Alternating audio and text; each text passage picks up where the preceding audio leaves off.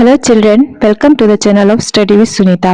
This is part 2 of class 6 science, motion and measurement of distance. इस chapter के part 1 में हमने कुछ non standard units of measurement हमने देखा।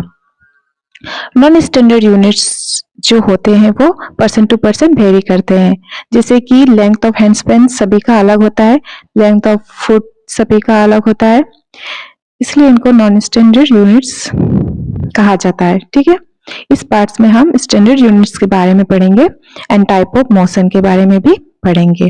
कोई भी स्टूडेंट्स अगर न्यू है इस चैनल पे तो प्लीज इस चैनल को सब्सक्राइब कर दीजिए और सामने बेल आइकन को प्रेस कर दीजिए। तो चलिए स्टार्ट करते हैं आज का ये चैप्टर। ये देखिए, ये है standard units of measurement. In ancient time the length of foot, the width of finger and the distance of a step were commonly used as different units of measurement. तो एंशिएंट टाइम में यानी कि पुराने जमाने में क्या होता था, लेंथ ऑफ ए फुट, जैसे कि किसी का फुट का लेंथ या उसका हाथ का जो विड्थ है, फिंगर का जो विड्थ है और डिस्टेंस, उसका एक कदम का कितना डिस्टेंस हुआ, वो सब यूज होता था यूनिट्स ऑफ मेजरमेंट के लिए। ठीक है, the people of the Indus Valley civilization must have used very good measurements of length because we see evidence in excavations of perfectly geometrical construction. तो इंडस वैली सिविलाइजेशन के बारे में हमने पढ़ा था, तो उसमें पीपल क्या करते थे, good measurement of length use करते थे वो लोग, क्योंकि उसका हम कहाँ से एविडेंस लगा सकते हैं, जैसे कि हम एक्सकेवेशन से हमें मिला है वहां पे ज्योमेट्रिकल कंस्ट्रक्शंस के बारे में कुछ यहाँ पे एविडेंस मिला है। इसी से हम जान सकते हैं कि इंडस वैली के जो पीपल थे वो कितना अच्छा से लेंथ को मेजर करते थे। एक cubit as a length from the elbow to the fingertips was used in ancient Egypt and was also accepted as a unit of length in other parts of the world. तो qubit क्या है, जैसे आपका elbow से, आपका कोहनी से लेके आपको फिंगर टिप्स का तो जो लेंथ है उसको बोलते हैं क्यूबिट। वो कब यूज होता था, एंशिएंट इजिप्ट में यूज होता था पहले, and was also accepted as a unit of length in other parts of the world. और वो एक्सेप्ट भी किया गया बहुत सारे, जैसे अलग अलग पार्ट, वर्ल्ड के अलग अलग देशों में भी एक्सेप्ट किया गया इस यूनिट का। ठीक है, people also used the foot as a unit of length in different parts of the world. और people क्या यूज करते थे, फुट, जैसे अलग अलग पार्ट, जैसे अलग अलग देशों में, हमारे जो वर्ल्ड के अलग अलग देशों में फुट भी यूज किया गया यूनिट के हिसाब से। The length of the foot used varied slightly from region to region. तो थोड़ा वेरी करता था, अलग अलग रीजन टू रीजन वो फुट का लेंथ जो वेरी करता था। People measured a yard of cloth by the distance between the end of the outstretched arm and their chin. तो लोगों ने क्या करना शुरू कर दिया है, यार्ड, जैसे ये यहाँ पे एक आदमी है और यहाँ पे उसका हाथ है। ठीक है, तो यहाँ से लेके यहाँ का जो डिस्टेंस है, कपड़ा लेके कभी कभी आपने देखा होगा कोई कोई मेजरमेंट करता है कि उसका पूरा आर्म से लेके या उसका चिन तक जितना लेंथ होता है उसको यार्ड कहते हैं। इस मेजरमेंट को हम यार्ड करते हैं। ठीक है, the Roman measured with their pace और स्टेप्स। और रोमन क्या से मेजर करते थे, अपने कदम से या फिर अपने कदम से वो लोग मेजर करते थे distance. In ancient India small length measurements used were an angul finger और ए मुट्ठी फिस्ट। तो एंशिएंट इंडिया में क्या करते थे, स्मॉल जो लेंथ होता था वो कैसे मेजर होता था, अंगुल मतलब फिंगर से, एक फिंगर दो फिंगर ऐसे, या फिर मुट्ठी से। Even today we can see flower sellers using their forearms as a unit of length for garlands in many towns of India. तो बहुत सारे टाउन्स में, इंडिया के बहुत सारे शहरों में क्या होता था, आज भी हम देखते हैं कि फ्लावर सेलर जो फूल बेचने वाले होते हैं वो क्या से मेजरमेंट करते हैं लेंथ, वो जैसे फूलों की माला है वो अपने हाथों से मेजरमेंट करते हैं। तो ये हाथ है उनका, ये हाथ है, तो यहाँ से वो ये लपेट लपेट के तो वो लोग मेजरमेंट करते हैं। ठीक है, Many such body parts continue to be in use as a unit of length when convenient. तो हमारे बहुत सारे बॉडी पार्ट्स ऐसे हैं जो हम यूनिट ऑफ लेंथ मेजरमेंट जहाँ पे कन्वीनियंट होता है, जहाँ पे हमें जरूरत पड़ता है, हम मेजरमेंट कर लेते हैं. However, everyone's body part could be slightly different size. तो जबकि कि हाँ, हर आदमी के बॉडी पार्ट अलग अलग डिफरेंट साइज के होते हैं. कोई छोटा रहता है, कोई किसी का बड़ा होता है. This must have caused confusion in measurement. तो ये क्या करता है, confusion create करता है measurement में. In 1790, the French created a standard unit of measurement called the metric system. तो 1790 में क्या हुआ था, फ्रेंच ने क्या किया था, created standard units of measurement called the metric system. तो मेट्रिक सिस्टम को उन्होंने क्रिएट किया था, मेट्रिक सिस्टम मेजरमेंट के लिए. ठीक है, ये आपके लिए इम्पोर्टेंट है, ये आप याद रखना कि मेट्रिक सिस्टम किसने क्रिएट किया था, फ्रेंच ने, और कौन साल में, 1790 में. ठीक है. For the sake of uniformity, scientists all over the world have accepted a set of standard units of measurement. तो यूनिफॉर्मिटी के लिए, मतलब समानता के लिए, साइंटिस्ट क्या किए, पूरे वर्ल्ड के जो साइंटिस्ट है वो उन्होंने एक्सेप्ट किया कि set of standard units of measurement, standard units of measurement का उन्होंने एक्सेप्ट किया. ठीक है. The system of units now used is known as the International System of Units, SI units. तो अभी जो सिस्टम ऑफ यूनिट्स हम यूज करते हैं उसका क्या नाम है, इंटरनेशनल सिस्टम ऑफ यूनिट, यानी कि SI यूनिट, स्टैंडर्ड इंटरनेशनल. ठीक है. The SI unit of length is a meter. तो ये भी आपके लिए जरूरी है. The SI unit of length is a meter. तो लेंथ का SI यूनिट क्या है, मीटर है. जैसे कि मीटर हम किलोमीटर, डेकामीटर, सब में मीटर लगाते हैं ना हम, इसलिए लेंथ का SI यूनिट क्या है, मीटर है. A meter scale is shown in figure 7.6, also shown in the 15 centimeter scale in your geometry box. तो आपने अपने geometry box में देखा होगा 15 centimeter scale का. Each meter is divided into 100 equal divisions called centimeter. तो आप यहाँ देख सकते हैं, ये 1 मीटर स्केल है बड़ा वाला. यहाँ पे देखिए ये 100 सेंटीमीटर तक है, 100 सेंटीमीटर तक पार्ट किया गया है. तो ये 100 सेंटीमीटर मिलके 1 मीटर हो जाते हैं. ठीक है. तो ये 1 मीटर स्केल है. Each centimeter has 10 equal divisions called millimeter. तो ये जो सेंटीमीटर है, यहाँ पे आप देख सकते हैं, ये जो सेंटीमीटर है ये है 99 और 100, इसके अंदर भी 10 इक्वल डिविजन्स होते हैं जिसको हम मिलीमीटर बोलते हैं. आप देख सकते हैं एक स्टैंडर्ड स्केल में, मैं आपको दिखाती हूँ. ये देखिए, ये एक स्केल, स्टैंडर्ड स्केल है 15 सेंटीमीटर का. यहाँ पे देखिए ये सेंटीमीटर, जैसे कि 12 से लेके 13, ये एक 12 सेंटीमीटर, ये 13 सेंटीमीटर. तो इसके अंदर भी 10 इक्वल डिवीजन, जैसे 1 2 3 4 5 6 7 8 9 एंड 10. तो ये 10 इक्वल डिवीजन से डिवाइडेड है. तो इसको हम लोग क्या बोलते हैं, मिलीमीटर.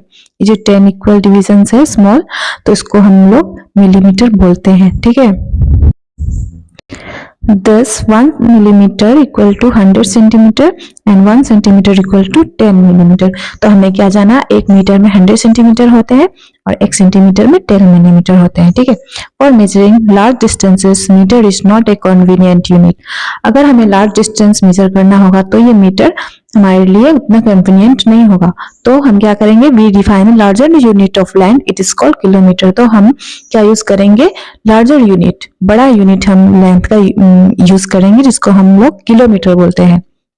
तो 1 किलोमीटर में कितने मीटर होते हैं, 1000 मीटर, मीटर. हाँ, 1 किलोमीटर में 1000 मीटर होते हैं. ठीक है. Now we can repeat all our measurement activities using a standard scale and measure in SI unit. तो हम अभी क्या करेंगे, हमारे सब जो मेजरमेंट है फिर से हम रिपीट करेंगे स्टैंडर्ड स्केल की मदद से और उसका SI यूनिट निकालेंगे. बिफोर वी डू दैट, तो इससे पहले we do need to know the correct way of measuring length and distances. तो इससे पहले हमें क्या करना होगा, हमें जानना पड़ेगा कि इसका मेजर करने का करेक्ट वे क्या है. ठीक है. अब देखते हैं कैसे हम करेक्ट मेजरमेंट ऑफ लेंथ निकालते हैं। यहाँ पे 7.5 में दिया गया है correct measurement of length. In our daily life we use various type of measuring devices. हम अपने डेली लाइफ में अलग अलग टाइप्स के मेजरिंग डिवाइसेस यूज करते हैं। We use a metre scale, हम मीटर स्केल यूज करते हैं for measuring length. A tailor uses a tape, तो टेलर के पास आप गए होंगे तो वहां पे आपने देखा होगा वो टेप की मदद से एक क्लॉथ को मेजर करता है। वेयरएज ए क्लॉथ मर्चेंट यूजेस ए मीटर रॉड, और क्लॉथ मर्चेंट यानी कपड़े की दुकान में आपने देखा होगा एक मीटर रॉड या फिर लोहे का रॉड वो लोग यूज करते हैं। For measuring the length of an object you must choose a suitable devices. तो आपको एक ऑब्जेक्ट का लेंथ मेजर करने के लिए आपको एक सुटेबल डिवाइस चूज करना होगा। You can not measure the girth of a tree or the size of the chest using a metre scale for instance. जैसे कि मान लीजिए आप एक ट्री का कितना बड़ा कितना चौड़ा है वो ट्री, आप उसको मीटर स्केल से नहीं माप पाएंगे, और आपने चेस्ट का साइज को आप क्या मीटर स्केल से मेजर कर पाएंगे? नहीं ना। Measuring tape is more suitable for this, तो इसके लिए हम क्या यूज करते हैं? Measuring tape. For small measurements such as length of your pencil, you can use a 15 meter scale from your geometry box. तो छोटे छोटे मेजरमेंट के लिए, जैसे कि मान लीजिए आपका पेंसिल का लेंथ को मेजर करने के लिए आप 15 सेंटीमीटर स्केल का यूज कर सकते हैं जो आपके ज्योमेट्री बॉक्स में होता है। In taking measurement of a length we need to take care of the following. तो आप देखिए हम जब मेजरमेंट करते हैं कुछ लेंथ का तो हमें कुछ पॉइंट्स दिमाग में अपने रखना पड़ता है। तो यहाँ पे ये दिया गया है पॉइंट 1 और पॉइंट 2 में क्या दिया गया है हम देखते हैं। Place the scale in contact with the object along its length as shown in figure 7.7। यहाँ तो 7.7 में दिया गया है। ये देखिए प्लेस द स्केल, ये आपको बॉक्स का जो लेंथ है आपको निकालना है, तो आप ये स्केल को यहाँ पे पॉइंट कर देंगे जहां से ये लेंथ शुरू होता है। ठीक है, यहाँ से लेंथ शुरू होता है तो आप यहाँ पे प्लेस कर देंगे। In some scale the ends may be broken, you may not be able to see the zero mark clearly, figure 7.8a। तो यहाँ पे फिगर 7.8a में दिया गया है। यहाँ पे कुछ कुछ स्केल का सामने वाला जो पोर्शन होता है कभी कभी टूट जाता है, तो उसके लिए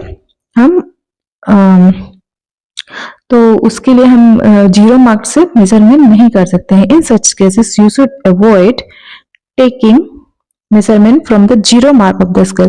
तो इस केस में हम लोग क्या करते हैं, जीरो मार्क से मेजरमेंट हमें नहीं करना चाहिए। ठीक है, ये देखिए यहाँ पे 7.7 में फिगर ए और बी दिया गया है, तो इसमें क्या डिफरेंस देखिए, ये जो ए है ये करेक्ट प्रोसेस है मेजरमेंट करने का, और ये है ये रॉन्ग प्रोसेस है। देखिए यहाँ पे ये जो मेजरमेंट कर रहा है ये थोड़ा स्लाइटली इसका मेजरमेंट ये थोड़ा टेढ़ा करके कर रहा है, तो हमें करेक्ट मेजरमेंट नहीं मिलेगा। यहाँ पे देखिए ये 13 पॉइंट समथिंग आ रहा है इसका मेजरमेंट, जबकि ये बॉक्स का ये लेंथ 13 है।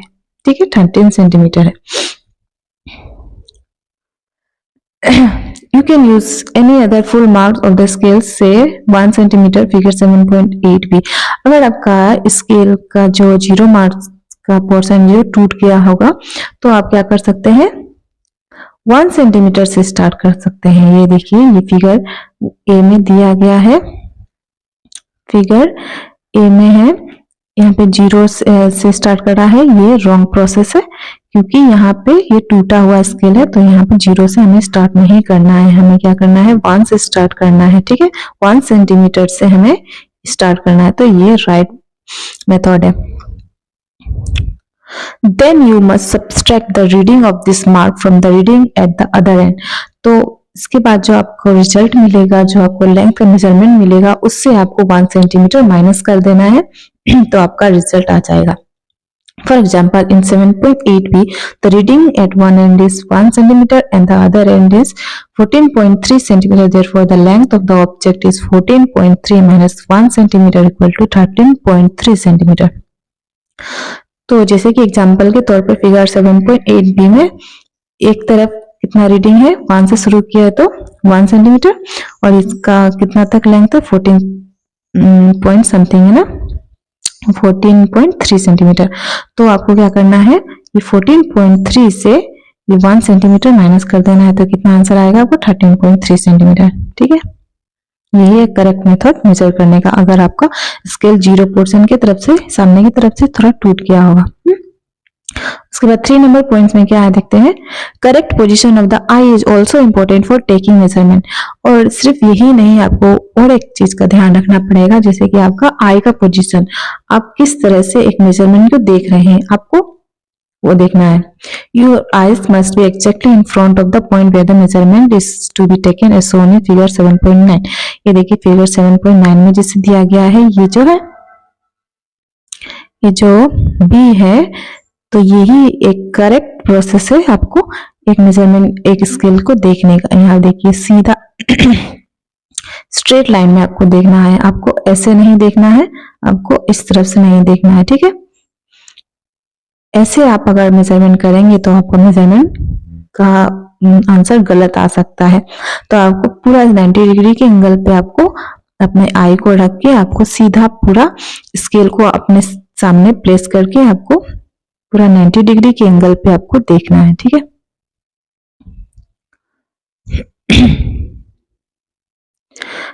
Position B is the correct position of the eye. Note that from position B the reading is 7.5 centimeter. From position A and C the readings may be different. यहाँ पे देखिए position B में reading कितना है, 7.5 centimetre है, और ये जो पोजीशन है पोजीशन C और A में ये डिफरेंट, ये देखिए 7 सेंटीमीटर इसका रीडिंग आया है और इसका रीडिंग आया है 8 सेंटीमीटर। तो आपको ये करेक्ट मेजरमेंट नहीं है, ठीक है।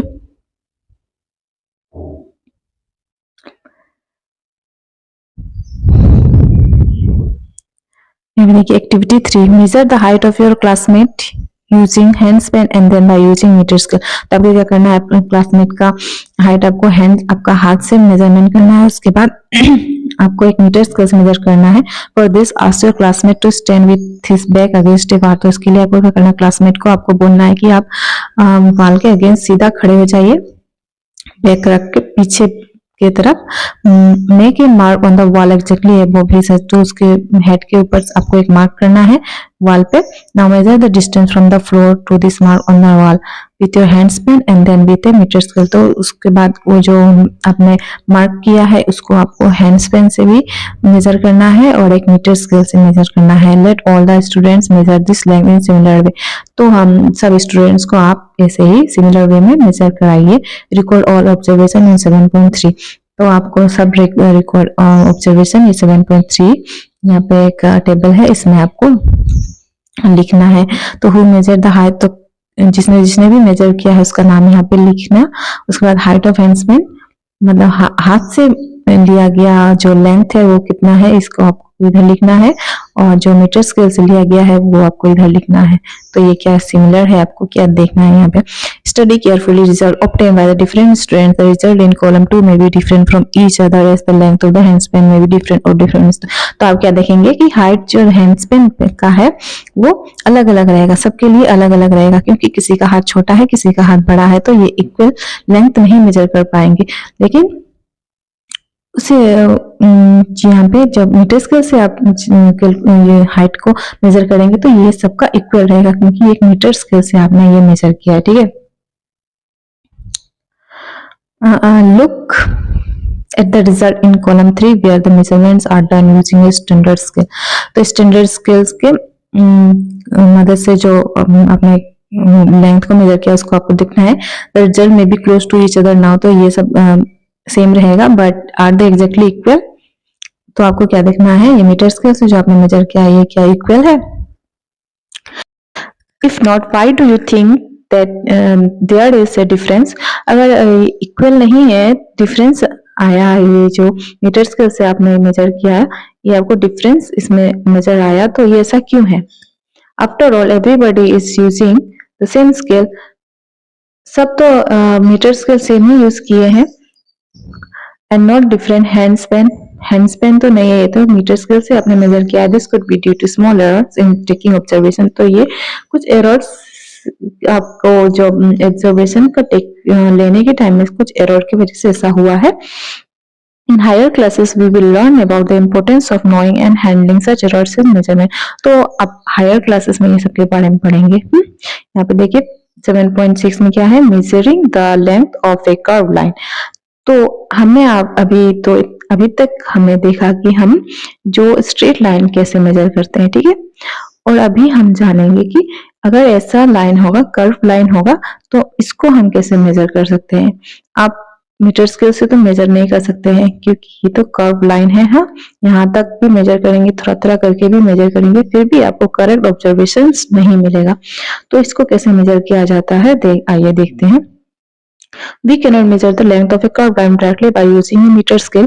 तो हम मीटर स्केल से डायरेक्टली एक कर्व लाइन का मेजरमेंट नहीं ले सकते हैं। We can use a thread to measure the length of a curve line. तो हमें क्या यूज करना पड़ेगा, एक थ्रेड, यहाँ पे धागा का यूज करना पड़ेगा कर्व लाइन का मेजर करने के लिए। एक्टिविटी 4 में क्या दिया गया है, use a thread to measure the length of the curve line A B, figure 7.10। तो यहाँ पे एक कर्व लाइन है ए बी, ए से लेके ये बी तक एक कर्व लाइन है, तो इसको थ्रेड से मेजर करते हैं। Put the not on the thread near one of its and. तो आपको एक साइड में एक नॉट बांध देना है। Place this not at on the point A. तो इस नॉट को आप पॉइंट ए में रख देना है। Now place a small portion of the thread along the line, keeping it taut using your finger and thumb. उसके बाद आपको एक small portion thread लेके आपको लाइन पे, उस लाइन पे रखते हुए आपको एक वहां पे नॉट डॉट बांध देना है फिंगर और थंब की मदद से। Hold the thread at this point with one hand. आपको एक हाथ से उस थ्रेड को पकड़ लेना है। Using the other hand stretch a little more portion of the thread and the curve line. और दूसरे हाथ की मदद से आपको उस धागा को स्ट्रेच करना है एंड पॉइंट तक एक हाथ से, ठीक है। Using the other hand stretch a little portion of the thread and the curve line. तो आपको ये दूसरे हाथ की मदद से, यहाँ पे देखिए, दूसरे हाथ की मदद से आपको ये थ्रेड को पूरा पॉइंट बी तक लाना है, ठीक है। Go on repeating this process till the other end B of the curve line is reached. तो इस प्रोसेस को रिपीट करना जब तक आप एंड पॉइंट बी तक नहीं पहुंच जाते। Make a mark on the thread where it touches the end B. तो एंड बी तक जहां गया ये थ्रेड, तो वहां पे आपको मार्क कर देना है थ्रेड पे। Now stretch the thread along a meter scale. और आपको उस थ्रेड को मीटर स्केल पे स्ट्रेच करना है। मीटर स्केल लेके उस थ्रेड को रख के आपको मेजर करना है। Major the length between the not in the beginning and the final mark on the thread. तो आपको फर्स्ट जहां से नॉट शुरू किया था पॉइंट ए से, वहां से रख के और फाइनल मार्क तक आपको मेजर करना है। This give the length of the curve line A B. तो इससे आपको एक कर्व लाइन ए बी का डिस्टेंस पता चल जाएगा।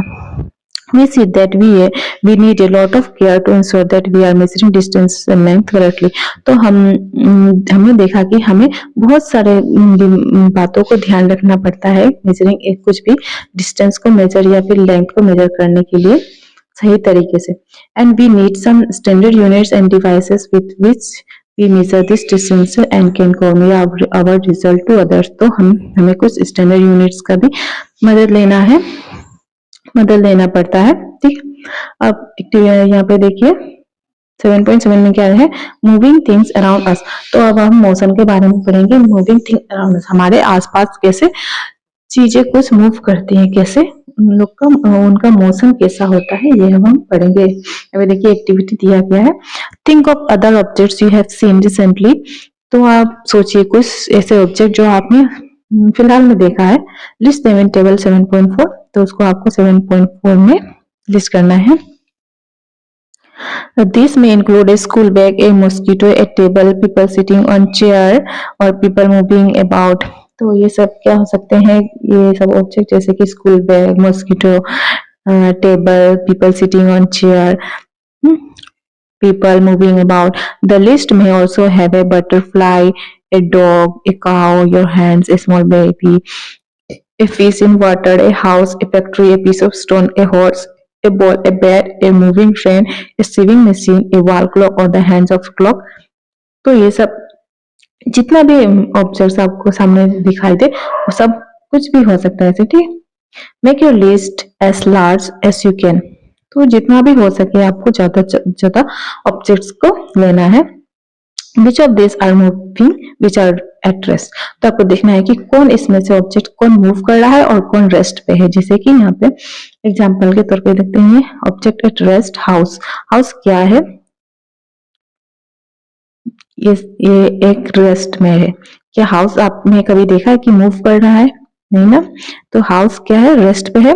टेबल ये भी ऑब्जेक्ट रेस्ट है, ये भी मूव नहीं करता है। क्लॉक भी मूव नहीं करता है। मोशन में क्या क्या है, फ्लाइंग बर्ड। बर्ड जो आपने देखा होगा वो एक जगह से दूसरी जगह पे मूव करते रहते हैं, ठीक है, उड़ते रहते हैं। Second hands of the clock, तो आपने देखा होगा घड़ी का जो कांटा है वो भी मूव करता रहता है, ठीक है। ये सब मूविंग ऑब्जेक्ट्स है। और ये जो हाउस, टेबल, क्लॉक ये सब है, ये ऑब्जेक्ट एट रेस्ट पोजीशन पे रहते हैं हमेशा, ठीक है। How did you decide whether an object is in motion और एट रेस्ट। तो आपने कैसे डिसाइड किया कि एक ऑब्जेक्ट क्या है, मोशन पे है या फिर रेस्ट पे है। You might have noticed that the bird is not at the same place after some time while the table is at the same place। तो आपने नोटिस किया होगा बर्ड्स हमेशा एक जगह पे नहीं रहते हैं। आपने अभी एक बर्ड्स को एक जगह पे देखा, फिर देखेंगे थोड़ी देर बाद वो एक जगह से उड़ के दूसरी जगह पे चली गई है। और लेकिन टेबल ऐसा नहीं है, टेबल एक जगह पे पूरा कांस्टेंट रहता है, रेस्ट पे रहता है। On this basis you may have decided whether an object is rest or in motion। तो इसी के बेसिस पर हम जान सकते हैं कि एक ऑब्जेक्ट एक जगह पे है या फिर दूसरी जगह पे मोशन कर रहा है। Let us look at the motion of an ant closely। तो आपको वो देखना है एंट जो है चींटियां, वो कैसे मोशन करती है उसको आपको ध्यान से देखना है। एक्टिविटी 6 में क्या है, select a place where you find ants. तो आपको एक जगह तलाश करनी है जहां पर आपने देखा होगा एंट्स जा रहे हैं। Spread a large sheet of white paper on the ground and keep a little sugar in it. तो आपको जहाँ पे एंड्स दिखे वहां पे आपको क्या करना है, एक छोटा सा व्हाइट पेपर लेना है, बड़ा सा व्हाइट पेपर लेना है और उस पे थोड़ा सा शुगर उस पे डाल के छोड़ देना है।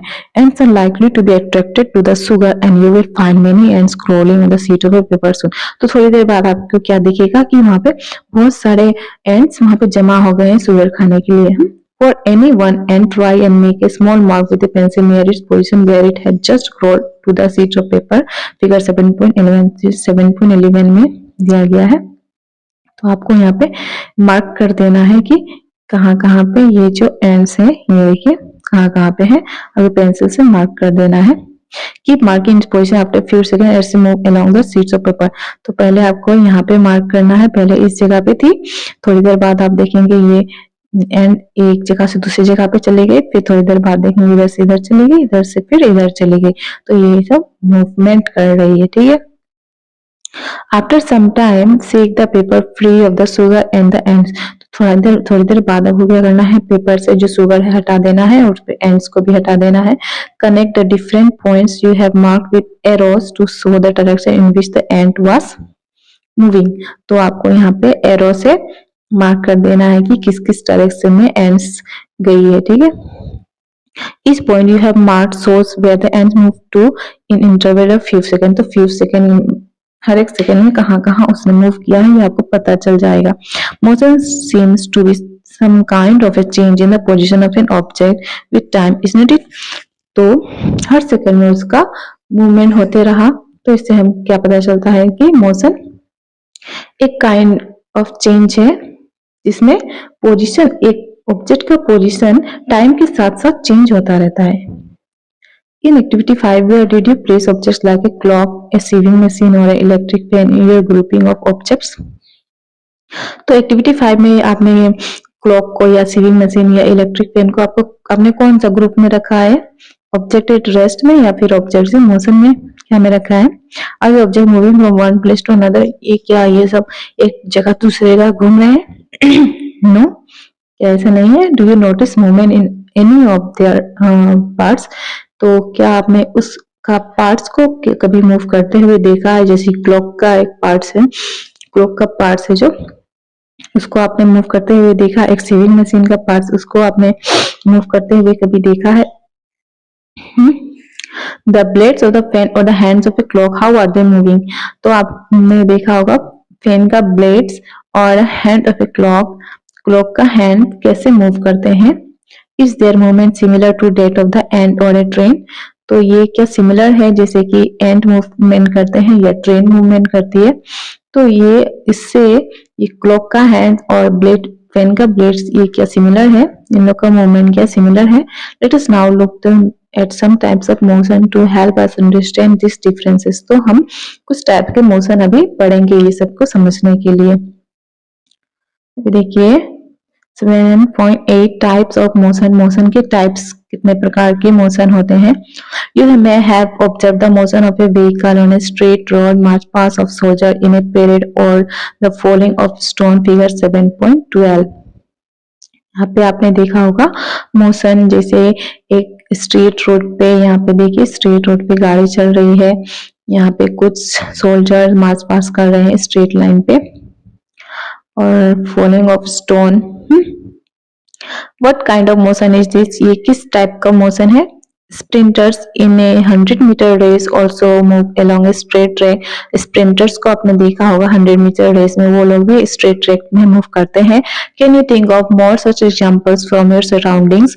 तो आप क्या ऐसे एग्जांपल अपने सराउंडिंग से ले सकते हैं। In all these examples, we see that the objects move along a straight line। तो ये सब एग्जाम्पल में हमने देखा कि ऑब्जेक्ट स्ट्रेट लाइन में मूव कर रहा है। This type of motion is called rectilinear motion. तो इस टाइप के मोशन को हम लोग क्या बोलते हैं, रेक्टिलिनियर मोशन। जैसे कि स्ट्रेट लाइन में जो ऑब्जेक्ट मूव कर रहे हैं उसको हम लोग क्या बोलते हैं, रेक्टिलिनियर मोशन। ये बहुत इंपॉर्टेंट है, ठीक है। रेक्टिलिनियर मोशन ये तो एक टाइप का मोशन हो गया है। एक्टिविटी 7 क्या है, take a stone tied a thread to it. आपको एक स्टोन लेना है, उस पे एक धागा बांध देना है, and whirl it with your hand, और आपको उसको हाथ से हिलाना है। Observe the motion of the stone. तो आपको स्टोन का मोशन को देखना है। We see that the stone moves along circular. पर आप क्या देख पाएंगे कि वो स्टोन एक सर्कुलर पाथ पे घूमेगा। In this motion the distance of the stone from your hand remain the same. तो इस मोशन में आपका जो हैंड का और स्टोन का जो डिस्टेंस है वो पूरा सेम रहेगा, लेकिन वो सर्कुलर पाथ पे घूमते रहेगा। This type of motion is called circular motion. तो इस टाइप का मोशन को हम लोग क्या बोलते हैं, सर्कुलर मोशन। दूसरे टाइप का मोशन निकल गया। एक तो है रेक्टिलिनियर मोशन और एक है सर्कुलर मोशन। यहाँ पे कुछ एग्जांपल है सर्कुलर मोशन का। यहाँ पे आप देख सकते हैं ए बी सी। यहाँ पे देखिए फैन का जो ब्लेड्स जो घूमते हैं वो भी एक सर्कुलर मोशन में घूमते हैं। यहाँ पे देखिए सर्कुलर में घूम रहे हैं। यहाँ पे जो डायरेक्शन वाला है ये भी सर्कुलर में घूमता है। इसके बाद ये देखिए ये बैलगाड़ी से हम ये पानी निकालने के टाइम ये भी सर्कुलर आगे ये सारा प्रोसेस यूज होता था, तो ये भी सर्कुलर में हो रहा है, ठीक है motion. The motion of a point mark on the blade of an electric fan or the hands of the clock is called circular motion, figure 7.13। The electric fan or the clock by themselves are not moving from one place to another। तो electric fan और clock अपने से खुद से वो एक जगह से दूसरी जगह नहीं जा सकते हैं। But the blades of the fan rotate and so do the hands of a clock. लेकिन उन लोग का ब्लेड, जैसे फैन का ब्लेड और क्लॉक का हैंड रोटेट करते हैं। If you mark a point anywhere on the blade of a fan or the hands of a clock, the distance of this point from the center of the fan or the clock will remain the same as they rotate। तो आप कहीं पे mark कर दीजिए, यहाँ पे जैसे यहाँ पे मार्क कर दीजिए, और आप देखिए कि थोड़ी देर बाद कि डिस्टेंस तो सेम ही रहेगा, इधर से इधर का डिस्टेंस तो सेम ही है आपको यहाँ पे, ठीक है। यहाँ से और नहीं रहेगा, यहाँ से और यहाँ का डिस्टेंस सेम ही है। तो आप कहीं पे भी पॉइंट कर सकते हैं, यहाँ पे यहाँ पे यहाँ पे, लेकिन आप देख पाएंगे कि यहाँ के डिस्टेंस सेम ही है। In some cases an object repeat it motion after some time. और कुछ केसेस में आप क्या देखते हैं कि ऑब्जेक्ट अपना मोशन कुछ टाइम में रिपीट करते रहता है। This type of motion is called periodic motion. तो इस टाइप का मोशन को हम क्या बोलते हैं, पीरियोडिक मोशन। ये थर्ड टाइप का मोशन है। Take the stone tied with the string that you use in activity 7। जो एक्टिविटी 7 में आपने स्टोन लिया था जो धागे में बांध के, उसको आप लोग को लेना है। Now hold the string in your hand, और आपको हाथ से पकड़ लेना है, and let the stone hang from it. तो स्टोन को आपको लटका देना है। This is a pendulum. तो आप पेंडुलम की तरह इसको लटका दीजिए। Pull the stone to the one side with other hand, तो आपको दूसरे हाथ से, जैसे यहाँ पे एक यहाँ पे मान लीजिए आपका हाथ है, यहाँ पे स्टोन है, तो आपको एक हाथ से इसको पकड़ के रखना है और एक हाथ से इसको एक तरफ यहाँ पे खींचना है, इस तरफ खींचना है और आपको फिर छोड़ देना है and let it go. Now the pendulum in the motion, it is an example of periodic motion. तो ये जो टू एंड फ्रो वो जो मूवमेंट करेगा, जैसे हमने यहाँ से छोड़ा है तो यहाँ से जाएगा, फिर इधर से इधर आएगा, फिर इधर से इधर जाएगा, तो इस मोशन को हम पीरियोडिक मोशन बोलते हैं, पीरियोडिक मोशन, ठीक है। A branch of tree moving to and fro, branch of tree आपने देखा होगा, वो भी टू एंड फ्रो ही मूव करता है। ये भी एक एग्जांपल है पीरियोडिक मोशन का। Motion of a child in a swing, एक झूले पे बच्चे का झूलना, ये भी पीरियोडिक मोशन है। स्ट्रिंग ऑफ गिटार और the membrane of drums being played are all example of periodic, ये सब एग्जांपल है पीरियोडिक मोशन का। where an object or a part of it repeats its motion after a fixed interval of time, fixed interval of time में वो एक motion को repeat करता रहता है, ठीक है। फिगर 7.14 ये सब एग्जांपल है पीरियोडिक मोशन का। यहाँ पे देख सकते हैं आप, ये देखिए, ये घड़ी के कांटा है जो इधर से एक बार घूम रहा है, फिर इधर से इधर आ रहा है, तो इक्वल टाइम में इक्वल वो एक मतलब मोशन कंप्लीट कर रहा है, तो उसको हम पीरियोडिक मोशन कहते हैं। Did you observe a sewing machine as a part of activity 5? तो sewing machine का क्या आपने देखा है?